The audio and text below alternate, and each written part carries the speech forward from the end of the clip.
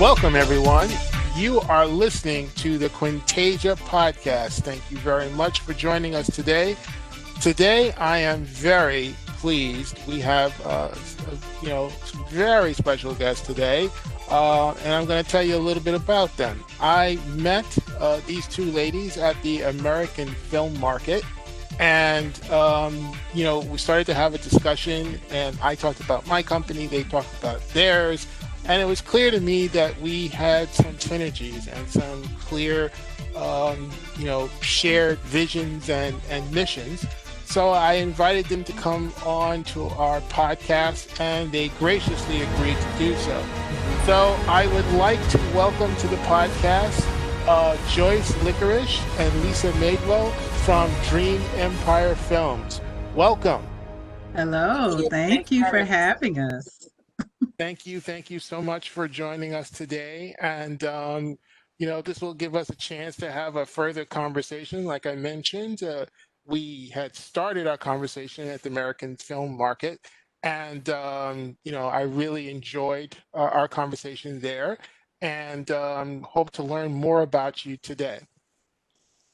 So let me start off by asking the question, how did you guys get started? How did you meet each other? I'll let Lisa take that one.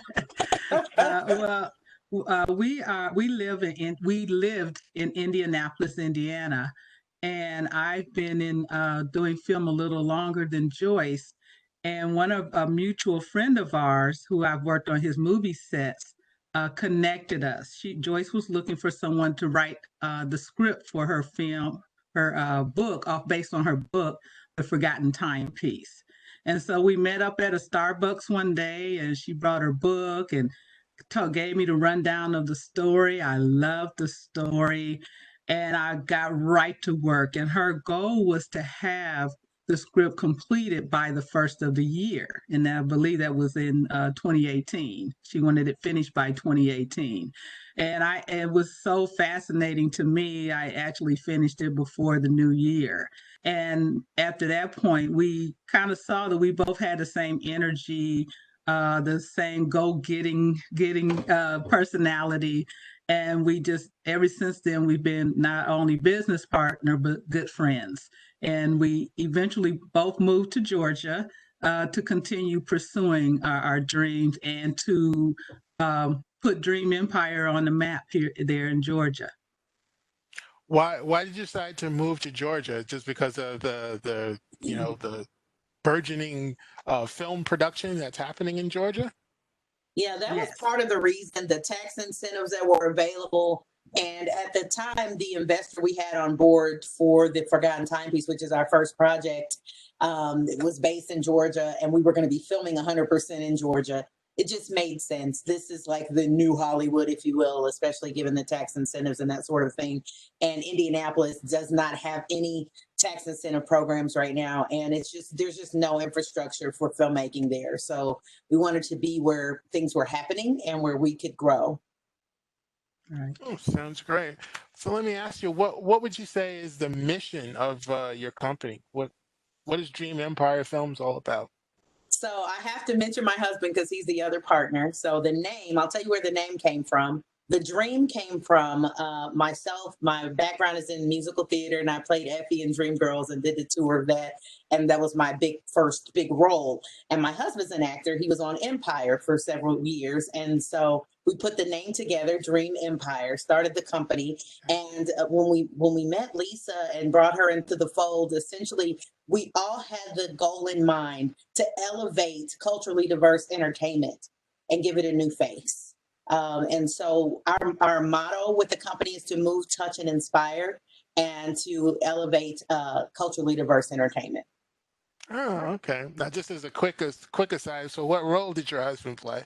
He played Lucius' bodyguard, so he Terrence Howard's shadow pretty much the entire Yes, for okay. 4 seasons. So if you go watch, like, especially season 1 and 2, he was the guy throwing away the bodies and that kind of stuff. Well, hopefully there'll be no need for that today.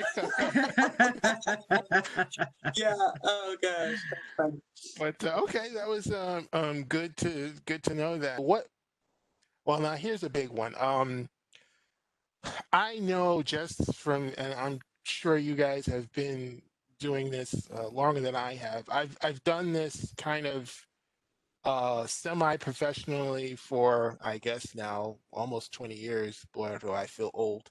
Um, but this is the first time where I'm really launching, and this ultimately is what I want to do for the rest of my life.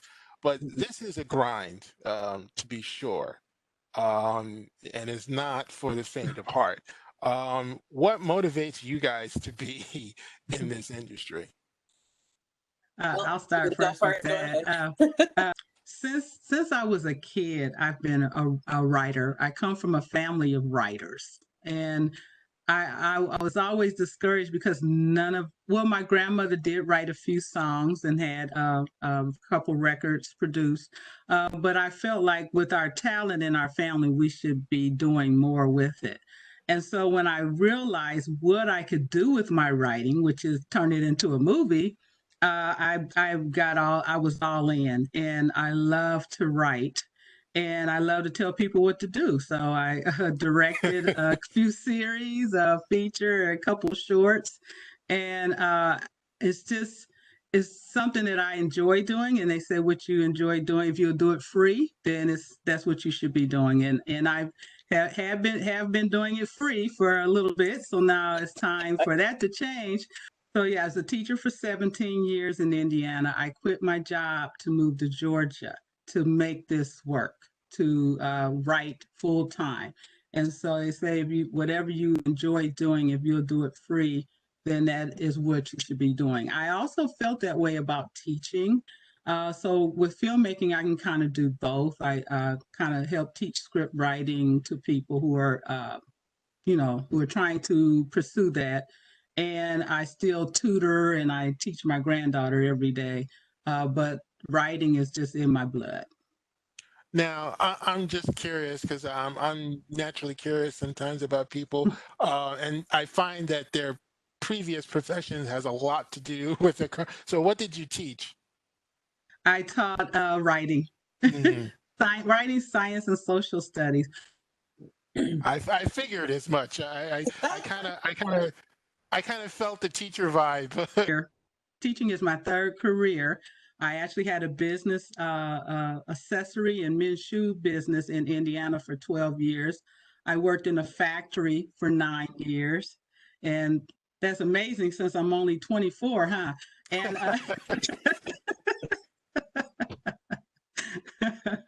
so yeah, teaching was my third career, and now filmmaking is my fourth career. Okay. And how about you, Joyce? What motivates you to be in this grind? So I have a very selfish reason. I consider it selfish. I want to create the films that I want to see, like things that speak to me. I love historical type stories. Like my favorite films are like Titanic and those kind of movies, the big epic love stories and that sort of thing. And I didn't see a lot of those starring African American people or people of any other color. And so I wanted to just create those big stories that like I said, move, touch, and inspire, and things that are timeless. I mean, how many years ago was Titanic created and people still love it? And I really want to create things that don't just get swept under the rug. And it's like, oh, that was fun to watch, and then you forget about it. I want to do unforgettable stuff, and I feel like there are a lot of people in the industry who happen to be African American who are creating content, but a lot of it isn't one dimensional. It's the same stuff over and over. So I really just want to, maybe it's selfish, but I want to make the things that I want to see. So I'm sure there are other Well, people out there like me that want to see them. I definitely can, because that's why I'm doing it, because I want to make stuff that I would like to see. Yeah. And I'm hoping that, other people will like to see it too. But ultimately, I'm the first fan. I'm trying to make stuff that I want to see. So that's really great. And thank you both for being here. My name is Gregory Q. Jenkins from Quentasia Studios, and you are listening to the Quentasia podcast. Coming up next, we're going to have Randy Wang, who's going to be asking our guests some questions. Thank you, Greg. Joyce and Lisa, thank you again for joining us today. I was hoping we could talk a little bit about the services offered by Dream Empire. As we mentioned earlier, the film industry in Georgia is one of the largest, if not the largest, of all the states in the US. So how has Dream Empire maximized the growth of that film industry and kind of the production in the state of Georgia? Well, I'll speak to that. We're still fresh, we're still new, but we want to position ourselves to be an extras and background casting company. So we've been building our database of extras and background talent. Additionally, we offer co-production services, including line production, creating financial plans, script coverage reports, script polishing, and really helping people to adapt their stories into feature films and that sort of thing. So really, we're trying to establish ourselves still here. But in the meantime, we have been working on some documentaries and that sort of thing, and really working on the other pieces of Dream Empire. Dream Empire has a publishing division. We do audiobook narrations and voiceovers, and we also have the co-production. And in our publishing division, we do a lot of the script services that Lisa was talking about, and working with authors who would like to see their books come to life as feature films. Interesting. You mentioned casting services. Can you go into some detail for our viewers and listeners about these services offered? Absolutely. So extras and background casting at this time is what we're focused on. There are a lot of companies that do extras and background casting, but not a lot of companies that do extras and background casting that have a diverse talent pool. So we have about 400 people in our talent pool that are available, all ages, all different backgrounds and ethnicities. And we want to be able to offer extra and background services to major feature films. So anybody that's coming into the city and wants to produce a feature, they can reach out to us, and we'll take care of the extra and background casting for them. Interesting. That's great. Greg, back to you. So let us give you a chance to get this plug up. So if someone was interested in getting a hold of you, how could they do it? If they go to www.dreamempirefilms.com, all of our services are listed there. There are brochures for each thing that we offer, and then our contact information is there as well. dreamempirefilms.com. Okay, thank you very much.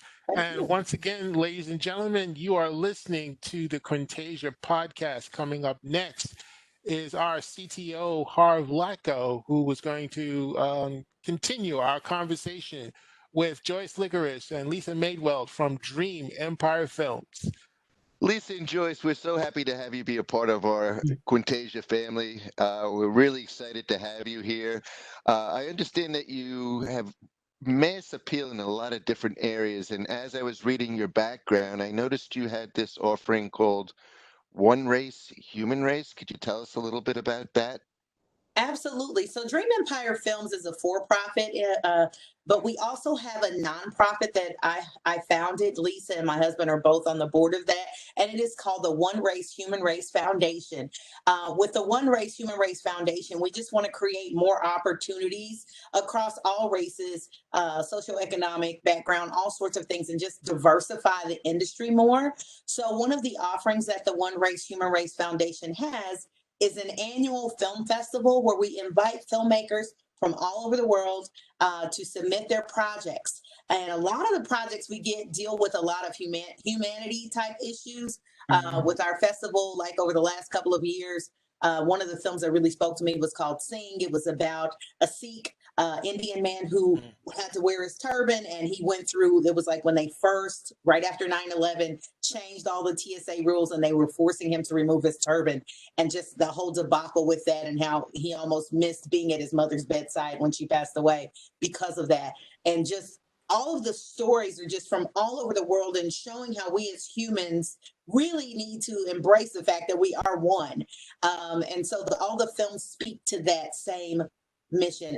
We've had some amazing projects over the last 3 years. Our first 2 years, we were still based in Indianapolis, so we had the festival there in Indianapolis in person. And this year, we had to get creative and do it virtually.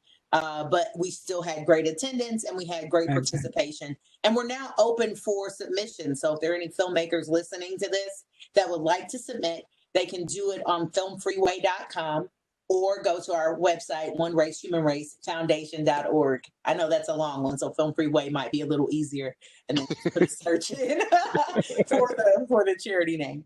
And this will be our third year. Now, One Race, Human Race, is that targeted sort of in any particular language, or do you support translation? Or can you tell me a little bit about how that works? Well, everyone that is submitted internationally has it at least overdubbed in English, and we right now don't have the market to screen it all over the world, really, other than people jumping on it virtually. But the first 2 years we were focused on the US and that market and people being able to watch it and understand. At some point, I would love for it to grow to a point where we're able to have it in all languages across all countries and be there, but we're not quite there yet. We're still new, and we're still building. But it's really speaking to a lot of people, because some of the submissions we got so many, it was hard for us to even get through them all last year. Now, in terms of the special you did with the Sikh, I know that they have to carry a ceremonial knife with them, and I can just imagine that in addition to, the turban and everything else, I mean, did that come up as part of your research with the Sikhs? That wasn't one of the films. Well, that wasn't part of the film, that particular film.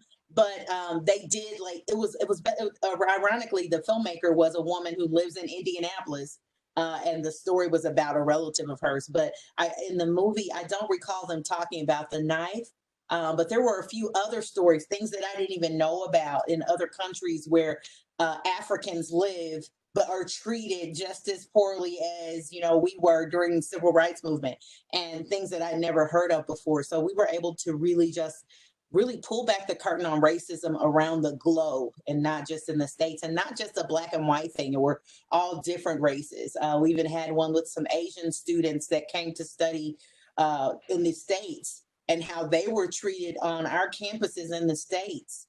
And we showed that film, and it just really pulled at the heartstrings and made us really look at who we are all being as humans on this planet. And the love and the outpour of support is just unbelievable from all over the world, with people submitting these projects. So if you want to see the winners of last year, if you go to oneracehumanrace.org, you can see the list of all the films that won. And we're actually working on, I hadn't told Lisa this, so she'll be like, what? But I've been working on putting together like a mass screening online for the last 3 years winners, where we do like a marathon of all the projects. And we have short films.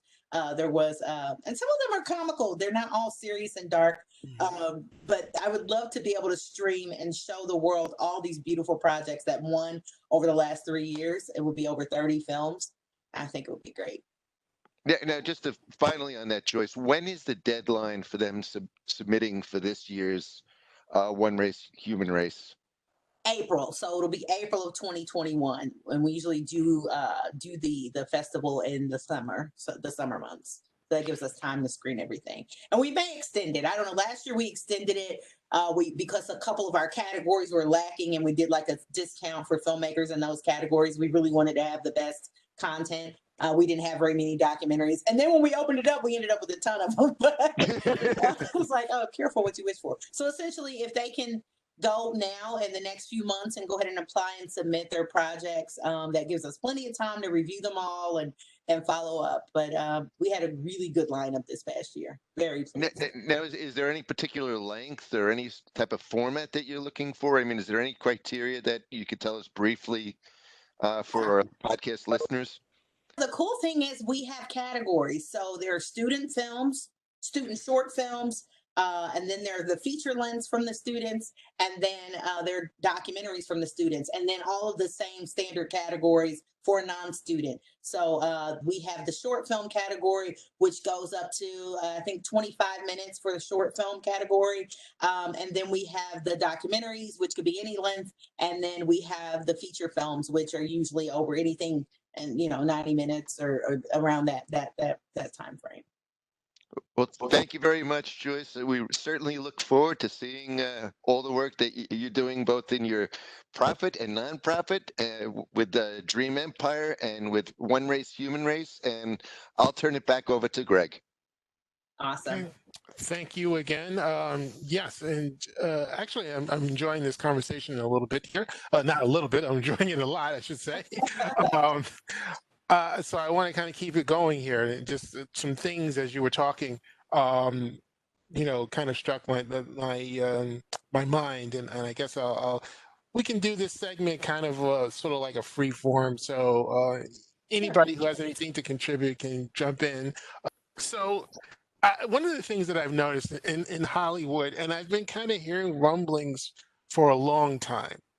I don't have solid proof, but I think that there are some in the executive ranks that are beginning to get nervous, and starting to feel like they are they miss the boat. They're behind the times. They've been talking about diversity for many, many years now, and they knew that this was something that was important. We know, particularly in the television industry, we know who's watching television. And it's a very diverse viewership, and we know who watches the most television. But yet, the same kind of shows, the same kind of casting is done. And I've been hearing or I'm reading stories about quiet whispers that some of the execs are starting to get nervous because they're looking at the demographics, they're looking at the trends, and they think, oh my goodness, this is like a tsunami that's coming, and we're not going to be positioned to weather this tsunami. What do you have any thoughts on why do you think if this is something that has been known for so long, why do you think Hollywood has been slow to react? I honestly think it comes down to a financial thing and a numbers thing and the not understanding the power of diversifying what people see. And I think the shifts began with Black Panther. That film performed so well that now they're going, there is money in films that star 80% Black cast. And so now you're starting to see a shift. But as a Black woman who's also Native American, and have Asian roots, which is crazy. I'm like a melange of things. I see it as a bigger thing than just the black and white thing. Mm-hmm. And I think the bigger problem is the indigenous people, Asian people, Indian people that are left out, and now it's becoming too black and white. And so I think the push is happening, but the push isn't broad enough. America's a melting pot of the world. Film needs to show what we see when we walk out of our front door, and that's every color. And so I think the real question is, when are they going to wake up to see that we need to see everyone and not just black and not just white and not just, throwing in the token black person or whatever. I think it needs to just be more diverse, period. There should not be anything that comes out now with a 100% white cast. I mean, unless obviously it's a period piece where the subject matter is based in a time frame where that is what makes sense. If it's set in modern day 2021 or whatever, it needs to look like modern day 2021. Period. I couldn't agree more on that one. And that's, when you say talking about broadening out this, it's broadening out the spectrum. And for me, that also includes like people with disabilities, all these other communities that are a part of the human race, but Absolutely. rarely get to see themselves, on film or in television. And I think that, the media and entertainment has a special role, I think, in our society. And I think we have a responsibility because how we, and I'm going to launch, and I'm kind of giving away the little secret there, but I'm going to launch a campaign which kind of talks a little bit about what we're about. And the basis of the ad campaign is how you see yourself, meaning how you see yourself on television, affects how you see yourself. Mm. And that's what the message that I want to get through to the entertainment industry is that we're not making widgets here. How you portray a young black boy is going to affect how that black boy thinks about himself, how that black girl thinks about himself, or how someone who has disabilities, how they see themselves, how someone who is lesbian or gay, how they see themselves. And that we have a responsibility to try to get as fair and balanced a portrayal, and in some cases they're not even existing, but to include them, in our project. So that's definitely something I share, and I think is very important that we do. Um, I'll give you a chance, Lisa. I know you had some technical difficulties. What we were talking about was, I asked Joyce, was do why do we think Hollywood has seen for a long period of time now that Mhm. being more diverse was the way of the future, and why do you think that there was this reluctance or to really embrace that until now, maybe more recently? Well, one is two things I think. One is um, to keep you. Some people feel to keep their power, they have to keep others down or not allow others to have power. So to have fear of young black men, especially, is a benefit, I feel, to some people in the world, not just Hollywood, but in the world.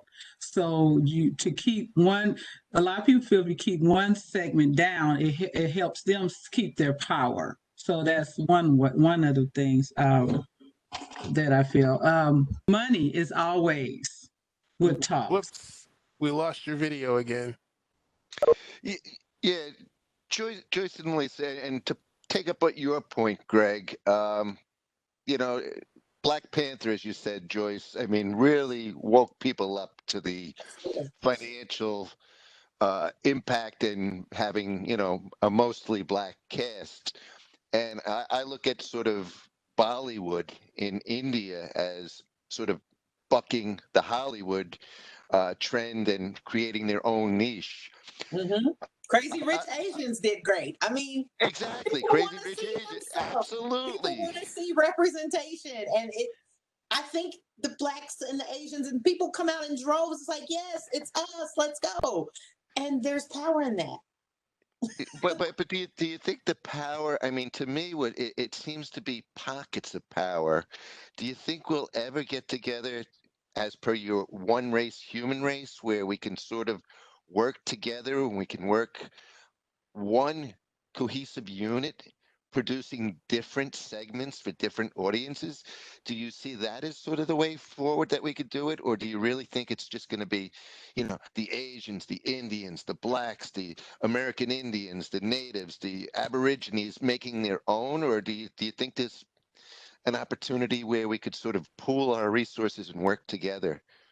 Well, there's always the opportunity, and we're doing that right now by having this conversation. I think more companies need to lock arms. More companies that are like minded need to lock arms and make the new frontier of film.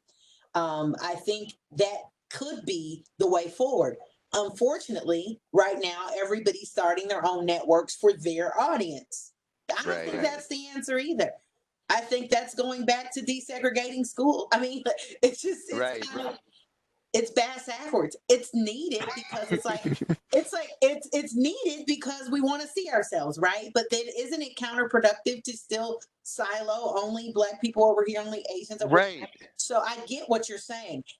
I don't know what the answer is other than to keep the conversations flowing and keep the synergy flowing and lock arms together and make it happen because we have to be the change we want to see instead of waiting on somebody else to do it. And if enough people make that choice, then we'll see a change and we'll see a bigger shift. And I that is my sentiment, 100%. And the reason why I started Quentasia and what I want this company to be about. What I want to impress upon people is, and one of the things, 2008 was a game-changing year for me, not just because Barack Obama became president of the United States, but it taught me something. And you know, one of the things that he used to say, he still says, you know, really hit home. And you just repeated it. You have to be the change that you want to see. You can't. This is one of the few professions, especially when you want to talk about writing. You don't need permission from anyone to write something. Just go and write the thing that you think should exist. Go and write the thing that you don't see, and start with that. And then if you're passionate about it and you agree with it, and that's what we all are, and that's what you take that idea forward into the world and you champion that idea. And I guarantee you, if you stick with it, if you have, it's not going to be easy, that's for sure. But if you stick with it, it gains traction, and before you know it, you go from wishing something to happen into making it exist. And that's what we have to get out of this mindset. It's like, oh, we can't. It's not asking for permission to have more diverse films. It's like, this is our demand. If you want us to watch, you're gonna have to make this kind of stuff, and we're gonna go and we're gonna help you make it because we're gonna give you a clue of what we're looking to see. And you know, one final thought for me, it's something I say to all my friends. Disney didn't spend $100 million+ on the Black Panther because they thought they were going to lose money. Right. So something to think about. Right. It's always about the money. Money is what brings about change a lot of time, unfortunately. And we are for-profit companies, and that's fine. What we're saying to, you know, content makers out there is there's money in this. I mean, you know, there's an audience in this, and you could also do good at the same time. Absolutely. Absolutely.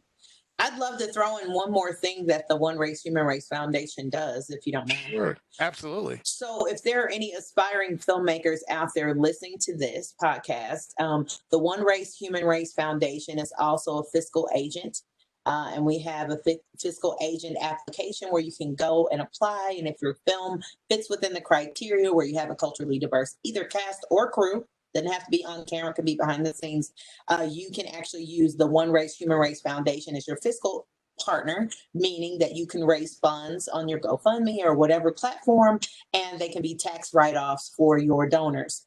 So that's a service that we offer. We do require an application for that. Application fee is nominal. It's like $25. And the response is pretty quick. Within a month, you'll know whether or not your film is picked up. And what we want to do by doing that is just create more opportunities, again, for filmmakers with this sort of content to have a platform to raise the money to be able to do it. Because without the capital, you can't make the film. So just another way to try to help filmmakers. Great. Thanks for saying that. So two things. Randy, I don't want to leave you out. Did you have anything you wanted to? No, it was actually interesting just listening, you know, this time around. So. Not a problem. I didn't want to leave you out of the conversation. No. I was having a better time just listening. And Joyce and Lisa, in case you haven't figured it out, I like to talk a lot. It's okay. I think they figured it out, Harvin. I think they did. But so do I. So, you know, I'll come to that too. And Lisa, any final words that you would like to say?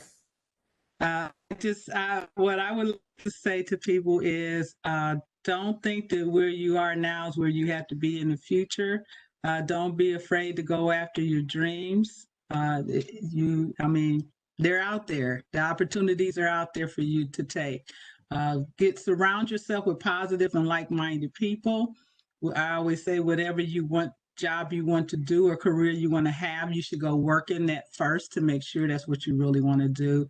That's how I started. I was on film sets. I would just volunteer to be on film sets to learn learn. And just take advantage of the knowledge out there. Go to YouTube College and get the knowledge from there if you have to. But be on top of your craft so that when that opportunity comes, you'll be ready. If we hadn't had scripts ready when we met Greg, it just would have been another face that, we saw and kept on moving. But because we had a product to present to him, we were taking advantage of an opportunity. So be ready when the opportunity comes. Well, thank you both. I mean, I really, really enjoyed today's conversation. I think this was great. And yes, if people who are listening haven't, there's always a method to my madness. I consider this a beginning for, working with Dream Empire Films. We obviously want to continue that conversation and working together. And perhaps in the future, we'll have some more things to talk about. But ladies and gentlemen, you have been listening to the Quentasia podcast. We have been speaking with Joyce Licorish and Lisa Maydwell from Dream Empire Films. We hope you enjoyed our podcast today, and please come back and please stay safe. Thank you very much and have a good day.